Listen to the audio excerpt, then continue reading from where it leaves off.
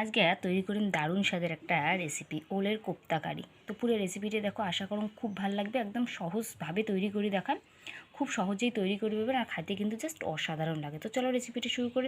নমস্কার বন্ধুরা, তোমার চ্যানেল রূপসী পাকশালা তোমাগুলো আরও একবার স্বাগত জানাও। আজকে দারুণ স্বাদের একটা রেসিপি তোমাদের সাথে শেয়ার করুন। তো রেসিপিটা দেখো, পুরোটাই দেখলেই বুঝবেন কত সহজে তৈরি করা যায়, আর খাইতে কিন্তু জাস্ট অসাধারণ লাগে।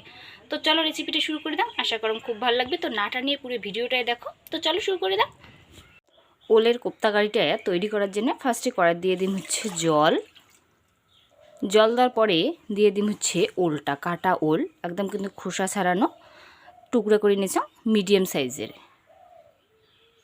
তো একটু ছোটো ছোটো করলে কিন্তু তাড়াতাড়ি সিদ্ধটা হবে, তো সেই জন্য একটু ছোটো করে নিয়েছি টুকরাটা। সেদ্ধর সময়ে কিন্তু দিয়ে দিন হচ্ছে হলুদ গুঁড়ো, তাহলে কিন্তু এর যে হচ্ছে ওল সিদ্ধ করলে কিন্তু একটু কালো টাইপের হয়, তাহলে কিন্তু হবে না। হলুদ দেওয়ার ফলে একটা সুন্দর কিন্তু কালার আসবে। তারপরে দিয়ে দিন হচ্ছে একটু লবণ, যাতে তাড়াতাড়ি সেদ্ধটা হয়।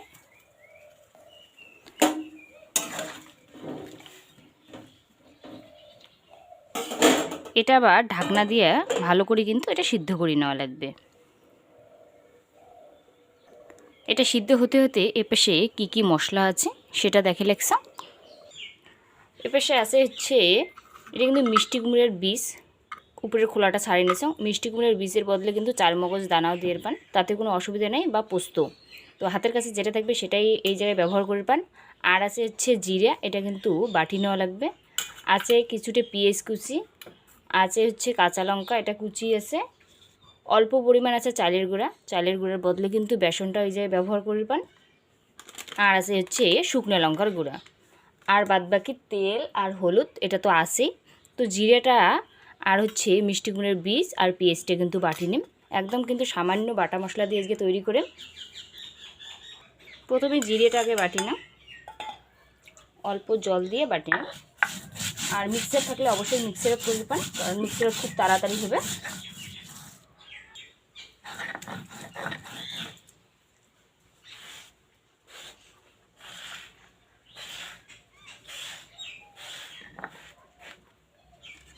জিরেটা কিন্তু বাটা হয়ে গেছে, এটা এবার নামিয়ে নিন।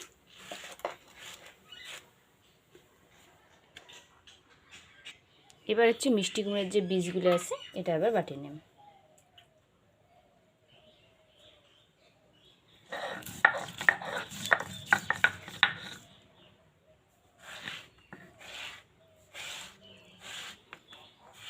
মিষ্টি কুমড়ের বীজ, চারমগজ দানা, এগুলো কিন্তু খুব সহজেই বাটা যায়, তো বেশিক্ষণ কিন্তু সময় লাগে না।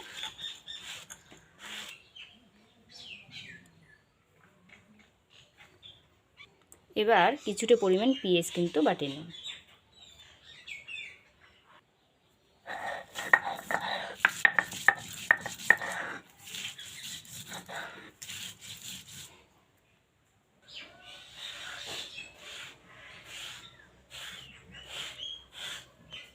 পেঁয়াজটা এবার নামিয়ে নিন, পেঁয়াজটা কিন্তু বাটা হয়ে গেছে। আর তেমন কোনো বাটা মশলা কিন্তু আর নাই। ওপাশে এগুলো বাটতে বাটতে কিন্তু উল্টা এপাশে মনে হয় এতক্ষণে সিদ্ধ কিন্তু হয়ে গেছে। জলটাও কিন্তু একদম শুকিয়ে গেছে। হ্যাঁ, এটা খুব ভালো সিদ্ধ হচ্ছে। এটা আবার নামিয়ে নিন। হলুদ দেওয়ার ফলে কিন্তু কালারটা দেখো খুব সুন্দর হচ্ছে, নইলে কিন্তু কালো হয়ে যাবে।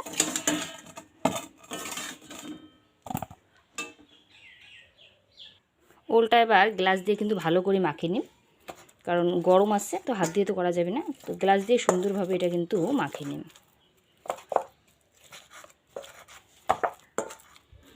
যেমন করে আলু মাখে সেইটা করে কিন্তু এই মাখাটা বানা লাগবে, একদম মিহি করে।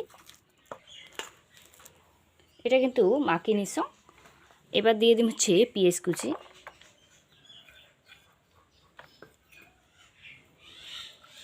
এবার দিয়ে দিন হচ্ছে এই যে কাঁচা লঙ্কা কুচি, আর দিয়ে দিন হচ্ছে 2 চামচের মতো চালের গুঁড়া। যেহেতু লবণ হলুদ সিদ্ধর সময় দিয়েছ, আর দেওয়ার কোনো দরকার নেই। এটা আরও খুব ভালো করে এবার মাখিয়ে নিন।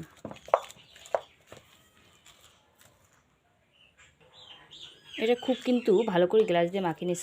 এবার হাত দিয়ে একটু মাখিয়ে নিন, তাহলেই কিন্তু এটা হয়ে যাবে।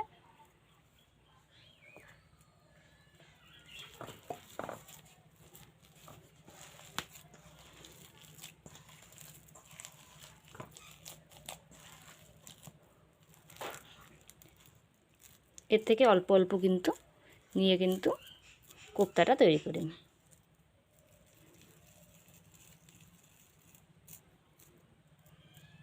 ঠিক এইভাবে সবগুলো কোপ্তাই কিন্তু তৈরি করি, অল্প অল্প নিয়ে গোল করলেই কিন্তু খুব সুন্দর এই কোপ্তাটা তৈরি হবে। দুই হাতের সাহায্যে গোল বলের মতো করে একটু চাপ দিয়ে কিন্তু চ্যাপটা করে নিন। সবগুলো কোপ্তাই কিন্তু এটি করে বানিয়ে নিন, খুব সহজে এটা তৈরি করা যায়।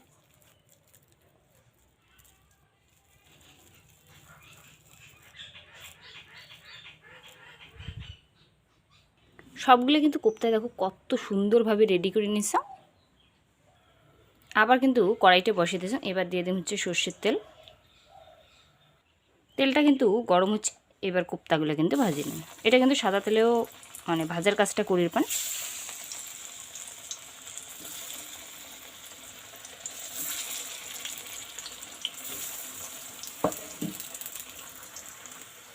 এক পাশটা যখন লাল হবে এই পাশটা কিন্তু উলট পালট করে ভাজি নেওয়া লাগবে। দেখো কালারটা কিন্তু খুব সুন্দর আছে।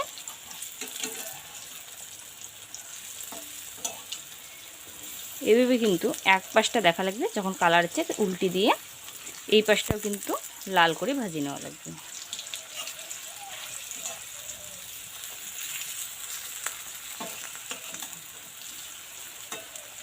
এরকম কালার কিন্তু ওই পাশটারও করা লাগবে, মোট কথা লাল লাল করে ভাজা লাগবে। এবার ওই কড়াইতে কিন্তু দিয়ে দিম আবার একটু সর্ষের তেল।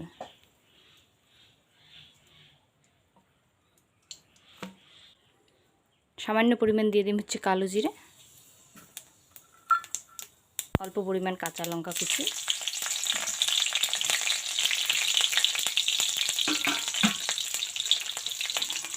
এই টাইমে দিয়ে দিন হচ্ছে শুকনো লঙ্কার গুঁড়া, তাহলে কিন্তু কালারটা খুব সুন্দর আসে। যে কোনো রান্নার কিন্তু এই টাইমটা শুকনো লঙ্কার গুঁড়া আর যদি হলুদ গুঁড়ো দেওয়া যায় খুব সুন্দর কিন্তু কালারটা আসে। এবার দিয়ে দিন হচ্ছে হলুদ গুঁড়া, জিরে বাটা,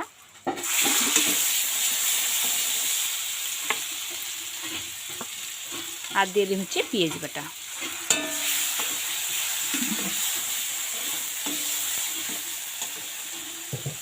এবার দিয়ে দিন হচ্ছে মিষ্টি কুমড়োর বীজ যে বাটা ওটা দিয়ে দিন, দিয়ে এটা ভালো করে কিন্তু কষে নিন।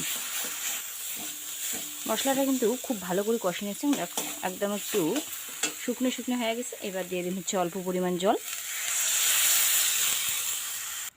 যখন এটা খুব ভালো করে ফুটবে ঝোলটা, তখন কিন্তু কোপ্তা যেগুলো তৈরি করে নিচ্ছেন ভাজা কোপ্তা এটা কিন্তু দিয়ে দেন। ঝোলটা কিন্তু খুব ভালো ফুটছে, এবার কিন্তু একে একে সব কোপ্তা দিয়ে দেন।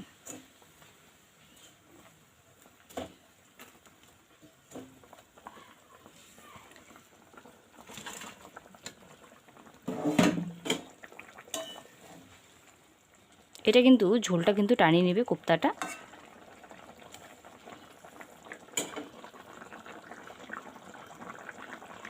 এটা এইভাবে একটু 5 মিনিট কিন্তু ভালোভাবে রান্নাটা করে নিন এইভাবে।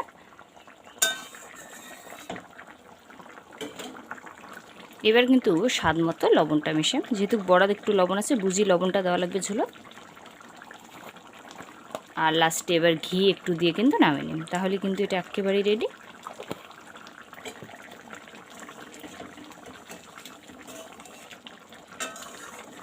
বাস এটা একেবারেই রেডি, এটা আবার নামিয়ে নিন।